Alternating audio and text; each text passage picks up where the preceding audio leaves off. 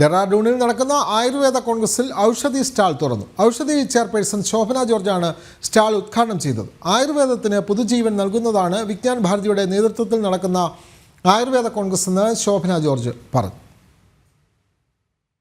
മുഴുവനുള്ള സംസ്ഥാനങ്ങളിൽ ബഹുഭൂരിപക്ഷത്തിലും ഔഷധിയുടെ മരുന്നുകൾ വളരെ പോപ്പുലറാണ്.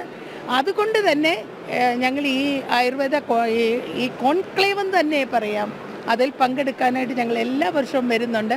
അത് ഞങ്ങളെ സംബന്ധിച്ചിടത്തോളം ഔഷധിക്ക് കിട്ടുന്ന ഒരു അംഗീകാരമായിട്ട് തന്നെയാണ് ഞങ്ങൾക്കിവിടെ വരാൻ കഴിയുന്നത്.